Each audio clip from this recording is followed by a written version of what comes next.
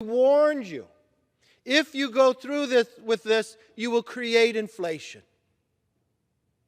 Every single Democrat. We have a ton of news about the fourth stimulus check, Social Security benefits, SSI, and SSDI. Here's everything that I want you guys to know. Americans can expect to receive a letter from the IRS very soon on future relief checks. New details have also been released on tax credits and monthly stimulus payments.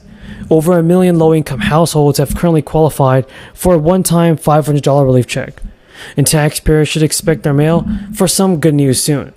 Starting this week, the IRS is sending letters to more than 9 million individuals and families who appear to qualify for a variety of key tax benefits, but did not claim them by filing a 2021 federal income tax return.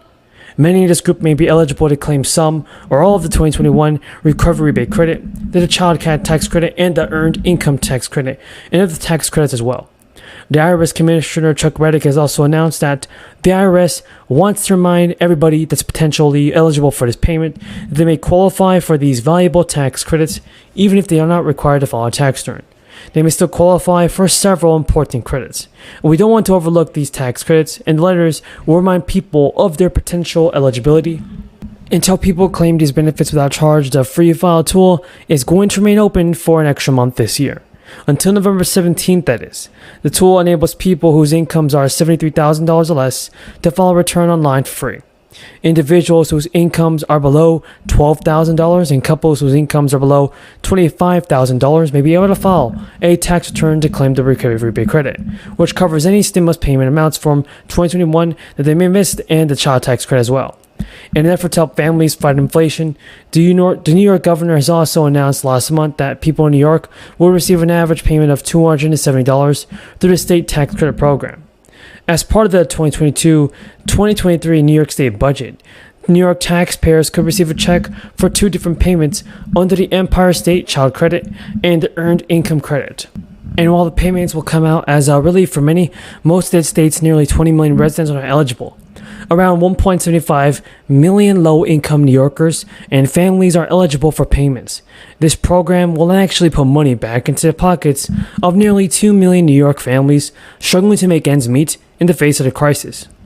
And also, beginning this fall, around 3 million people in Georgia can expect a check of $350 to arrive at their bank, and that's because the governor has released up to $1 billion in crisis aid to send people funds to deal with inflation.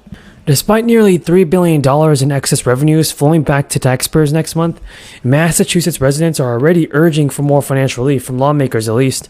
Currently eligible residents can expect to receive a rebate that is 13% of their 2021 state income tax liability, with the average amount at about $530. According to Massachusetts Budget and Policy Center, low-income households who do not pay income taxes will not get any refund under the tax cap law, and the bottom 20% of earners will receive an average credit of just $9. Taxpayers would have needed to earn more than $38,000 in 2021 to secure a refund of more than $250. In the final hours of formal sessions this summer, lawmakers have abandoned their plan to deliver $1 billion in tax relief to residents, including one-time $250 stimulus checks to middle-income households. That comes as they contended with affordability concerns. So folks, do you think that President Biden can send out more stimulus checks before it gets too late? Because I believe he needs to do it. Is ribbon cutting possible?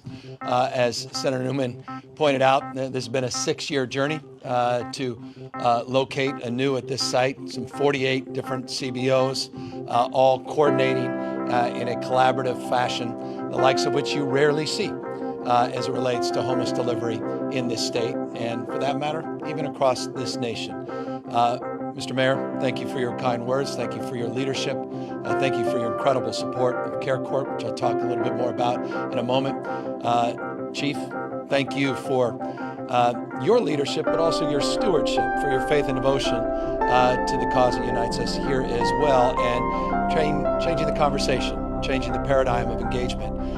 That's what community policing is all about. That's what community building is all about. That's what public safety is all about, and I'm very grateful for your leadership.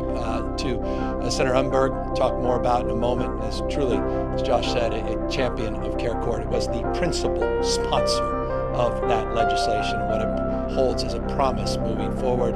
And of course, Assemblywoman Sharon Quicksilver, who we just did another event, who consistently is delivering for the region. Folks, what do you think about President Biden and the fourth stimulus check? Tell me in the comments down below. Fortunately, at this point, the backlog is still crushing the IRS, its employees, and most importantly, taxpayers. And that the backlog continues to grow is deeply concerning, primarily because millions of taxpayers have been waiting months or even more to receive the refund. While more than 90% of taxpayers filed returns electronically last year, roughly 17 million people sent the paper filings.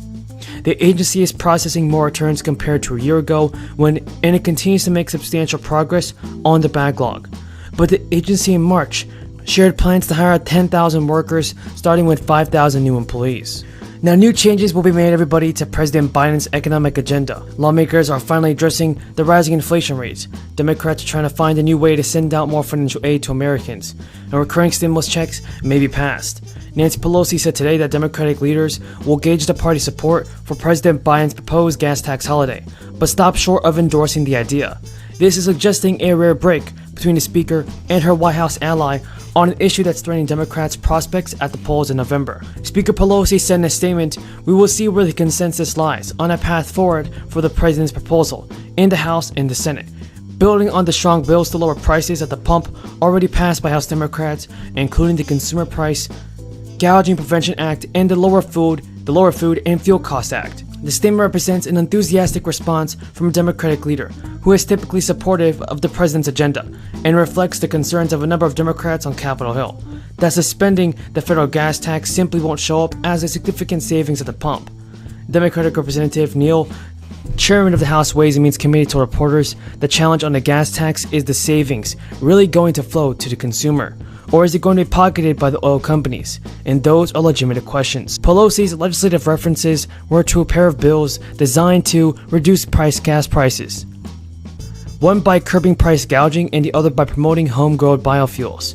Both have passed through the House this week, but still need to move to the Senate. Democratic leaders, everybody, had pursued those proposals in lieu of gas tax holidays, which Pelosi had rejected.